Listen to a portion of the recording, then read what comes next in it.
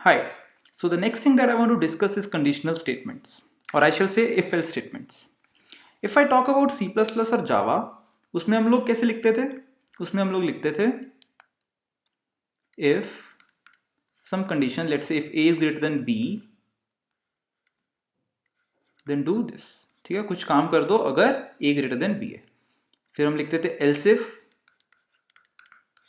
A is less than B, then do this. ठीक है, अगर दोनों ही कंडीशन ट्रू नहीं है तो डू दिस. ठीक है, एल्स ये काम कर दो. तो this was generally what we used to do with C++ and Java. ठीक है, बट पाइथन में चीजें थोड़ी सी डिफरेंट होंगी.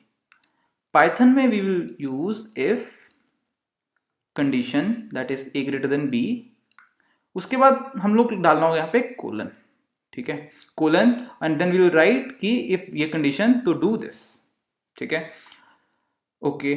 यहाँ पे एक बहुत इंपॉर्टेंट चीज ये हो जाती है पाइथन में आके कि ये जो हमारी इंडेंटेशन होती है. ठीक है, इंडेंटेशन का मतलब क्या होता है? जो हमने यहाँ पे ये स्पेस दे रखी है, यहाँ पे ये जो हमने स्पेस दे रखी है, ये हमारी तीनों लाइनों के आगे कांस्टेंट होनी पड़ेगी. कि अगर मैंने यहाँ पे जो स्पेस यहाँ पे दे रखी है, same space should be over here and same space should be over here.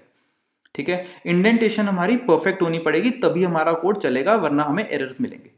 ये C++ जावा में नहीं होता था. ठीक है, उसमें अगर तुम कैसे भी कर देते तुम्हारा काम हो जाता था. जैसे कि मैं अगर इसी को अगर एक लाइन यहाँ पे लिखी है, अगली लाइन मैं यहाँ पे भी लिख सकता हूँ, फिर यहाँ पे लिख सकता हूँ, कैसे भी लिख सकता हूँ, मुझे स्पेसेस से फर्क नहीं पड़ता था. बट पाइथन में हमें स्पेसेस से फर्क पड़ेगा. ठीक है, ओके. तो अभी इफ मतलब ये जो तीनों लाइन है ये मेरी इफ के अंदर तभी कंसिडर होंगी अगर ये मेरी प्रॉपरली मैंने इंडेंट कर रखा होगा. ठीक है, एल्स इफ में हम लोग पाइथन में कैसे डालेंगे? Elif.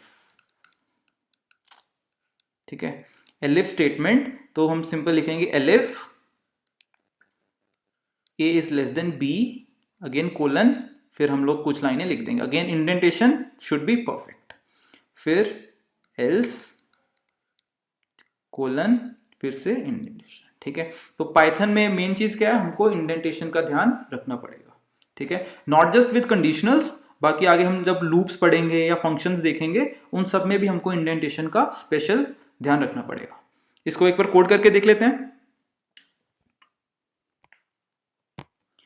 Let's say I have A is equal to 10. If A is greater than 15,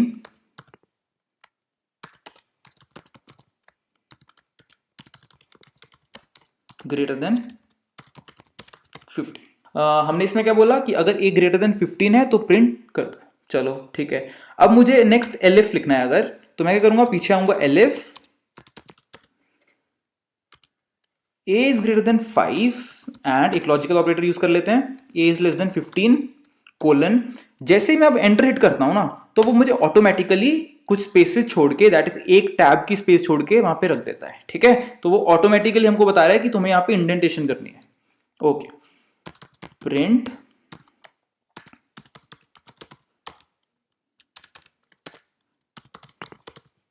greater than 5 but less than 15. Okay, चलो फिर से अब मुझे एल्स करना है, तो आई विल हिट एंटर और मैं वहां पे पहुंच चुका हूं. Print less than 5. ठीक है, चलो एक बार इसको रन करके देख लेते हैं. ओके, तो ये सही से रन कर रहा है. हमारा एलिफ वाली जो कंडीशन है वो ट्रू है, तो हमारा वो रन हो गया. ठीक है, तो जैसे कि हम डिस्कस कर रहे थे कि हमको परफेक्टली चीजें इंडेंट करनी पड़ेंगी. जैसे कि अगर मैं यहाँ पे लिख रहा हूं प्रिंट हाय, तो मेरा सही से काम कर रहा है, राइट. बट अगर मैं इंडेंटेशन में प्रॉब्लम थोड़ी करता हूं तो ये मुझे एरर दे देगा कि ये जो तुम्हारी इंडेंटेशन है वो मैच नहीं कर रही है किसी भी लेवल से. ठीक है, या फिर मैं यहां पे करता हूं, अगेन इंडेंटेशन मैच नहीं कर रही है. ठीक है, व्हाट इफ अगर मैं ऐसे कर देता हूं, अब वो वर्क कर गया, राइट. तो एक टैब की स्पेस देना जरूरी नहीं है, बस ये है कि सेम ब्लॉक के अंदर, जैसे एलिफ वाला जो ब्लॉक है उसमें सेम नंबर ऑफ स्पेसेस होनी चाहिए उसके आगे. जरूरी नहीं है कि एक टैब की स्पेस होनी पड़ेगी. तो इट्स नॉट इवन इंपॉर्टेंट कि जो इफ के अंदर जो हमारी स्पेसेस है वो it should match the spaces of elif as well. ठीक है, it can be different, but जो एलिफ के अंदर है वो सारी सेम होनी चाहिए. ओके, बट हमें ये रेड, यहाँ पे प्रिंट हमको रेड में क्यों दिख रहा है? ये रेड में सिंपल इतना बता रहा है कि यार तो अगर टैब की स्पेस दे दोगे तो इट्स बेटर, बट वो रन अभी भी करेगा.